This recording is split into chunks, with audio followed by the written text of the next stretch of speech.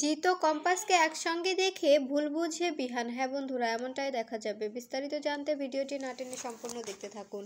গল্পের শুরুতেই দেখা যাবে ঋতুজাকে কম্পাস সবটা খুলে বলতে থাকে। এরপরে দেখা যায় ঋতুজা কম্পাসকে বলতে থাকে, তো এখন কি করবি?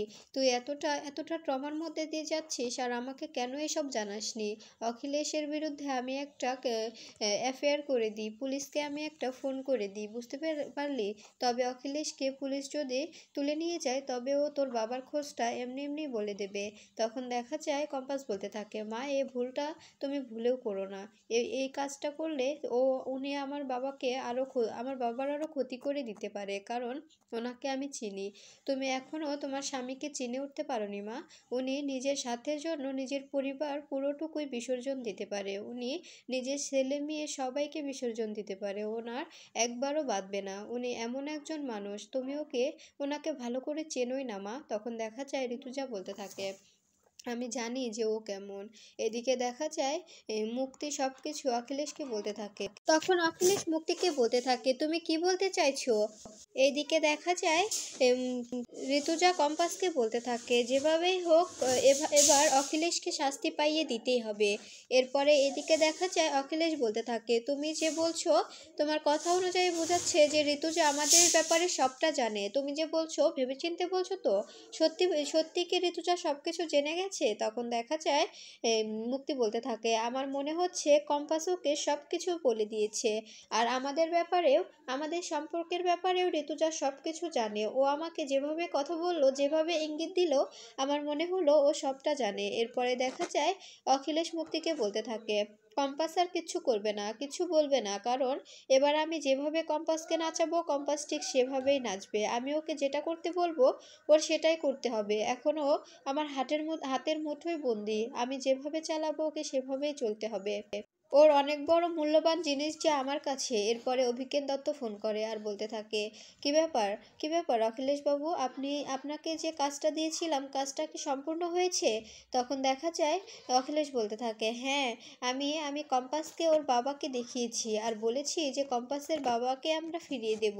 এরপরে দেখা যায় এদিকে ঋতুজা কম্পাসকে বলতে থাকে, কম্পাস এবার তুই কি ভাবছিস? তুই ওনার ওরকম কুপ্রস্তাবে তুই রাজি হয়ে গেলি?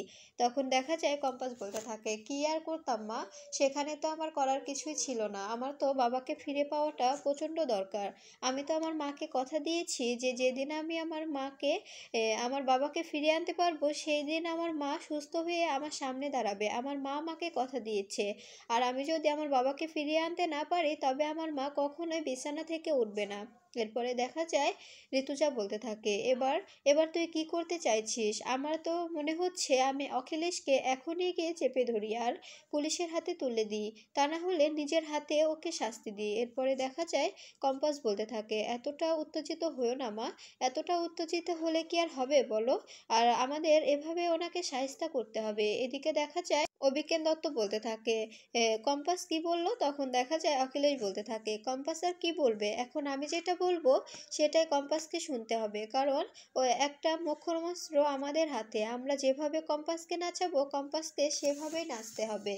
কম্পাস বুঝতেই পারবে না যে আমরা কি করব। এরপরে দেখা যায় অভিজ্ঞান দত্ত বলতে থাকে, আমি অত কিছু জানি না, কিন্তু ফর্মুলাটা আমার চাই। তখন দেখা যায় অখিলেশ বলতে থাকে, হ্যাঁ, ফর্মুলাটা ও তৈরি করে দেবে। তখন দেখা যায় অভিজ্ঞান দত্ত বলতে থাকে, আচ্ছা ও কোথায় তৈরি করবে? ল্যাবের কি কোনো ব্যবস্থা হয়েছে?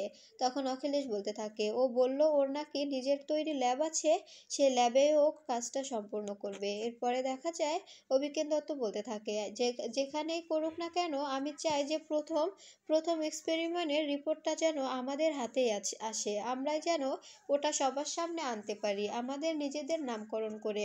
এরপরে দেখা যায় অখিলেশ বলতে থাকে, হ্যাঁ, সবটা আমি বুঝে নেব, আপনাকে এতটা বুঝতে হবে না, আমি আমি সেটা সবটা বুঝে নেব, আপনি এখন নিশ্চিন্তে থাকুন। এই বলে ফোনটা কেটে দেয়।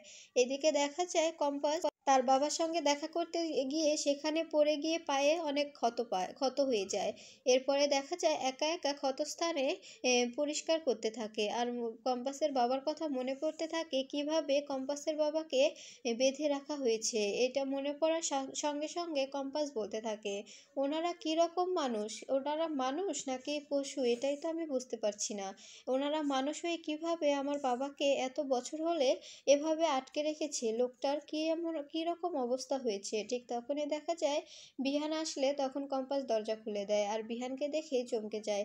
এরপরে দেখা যায় বিহান রাগান্বিত চোখ নিয়ে কম্পাসের রুমে প্রবেশ করে। এরপরে দেখা যায় কম্পাসকে খুঁড়িয়ে খুঁড়িয়ে হাঁটতে দেখে বিহান বলতে থাকে, কি ব্যাপার, তুমি আবার কোথায় গিয়ে পণ্ডিতগিরি করে এই যে পায়ে ব্যথা পাইয়ে এনেছো? বলো তো, প্রত্যেকদিন তুমি পায়ে এত ব্যথা পাও কি করে? তবে কি কলেজে না গিয়ে রাস্তায় গুন্ডাদের সঙ্গে মারপিট করেছো? তখন কম্পাস বলতে থাকে, আপনাকে সে কৈফিয়ত দেবো কেন আমি, হ্যাঁ, আপনাকে কেন কৈফিয়ত দেবো? এরপরে দেখা যায় বিহান বলতে থাকে, অবশ্যই কৈফিয়ত দিতে হবে। আমাকে কৈফিয়ত দিবে না তো কাকে কৈফিয়ত দেবে? সবার সামনে তো সবাই জানে যে তুমি আমার ওয়াইফ আর আমি তোমার হাজব্যান্ড, তবে আমাকে কৈফিয়ত দিবে না তো কাকে দেবে?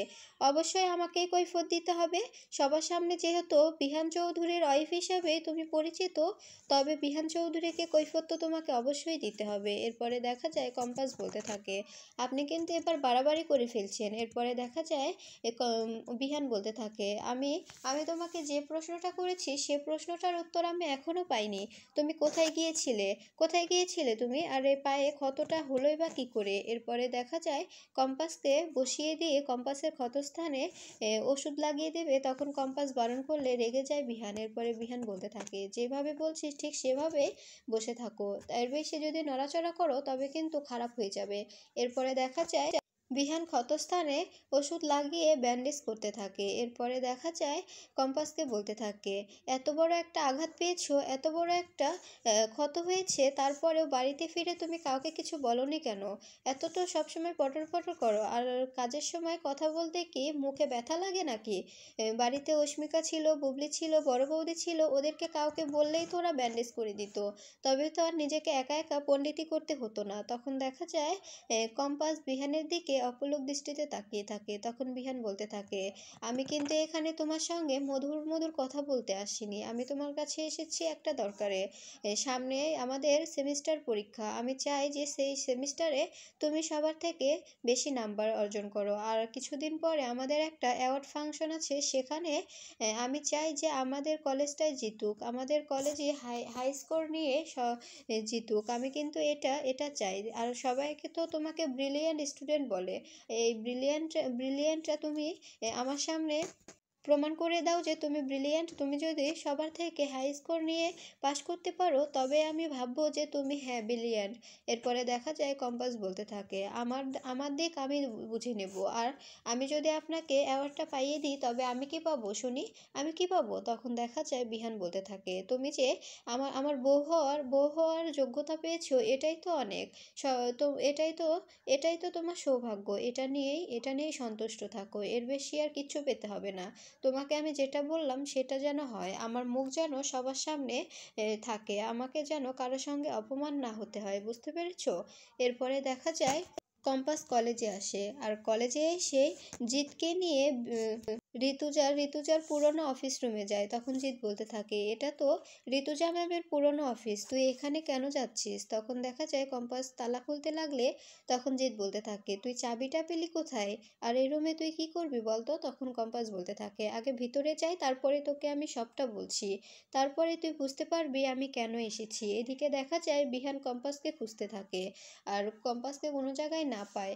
এরপরে দেখা যায় কম্পাস জিতকে নিয়ে রুমে প্রবেশ করে জিতকে বলতে থাকে, আমি যে এক্সপেরিমেন্ট করব এ ব্যাপারে যে তোকে বলেছিলাম, তোর কি কিছু মনে আছে? তখন জিত বলতে থাকে, হ্যাঁ মনে থাকবে না কেন, অবশ্যই মনে আছে। তখন দেখা যায় কম্পাস বলতে থাকে, এই দেখ এই ঘরটা, মা আমাকে এই জায়গাটা দিয়েছে, আমি এখানে এক্সপেরিমেন্ট করব, এখানে আমি ফর্মুলাটা আবিষ্কার করব, এই জন্যই তোর সাহায্য আমার অনেক প্রয়োজন, এই জন্য আমি তোকে এখানে এনেছি। আচ্ছা, তোকে কি আমি বিশ্বাস করতে পারি? তুই কখন আমার সঙ্গে বেইমানি করবি না তো? তখন দেখা যায় জিৎ বলতে থাকে, আমি তোকে সবসময় নিজের ফ্রেন্ডই মনে করি, কখনোই বেইমানি করব না। আমি চাই যে তুই তুই এই ফর্মুলাটা তৈরি করে তোর বাবা আর তোর মুখ উজ্জ্বল কর। এরপরে দেখা যায় কম্পাস জিতের হাত ধরে বলতে থাকে, হ্যাঁ আমি আমি এই জন্যই তোর তোর কাছে এসেছি, তোর সাহায্য নিতে চাই।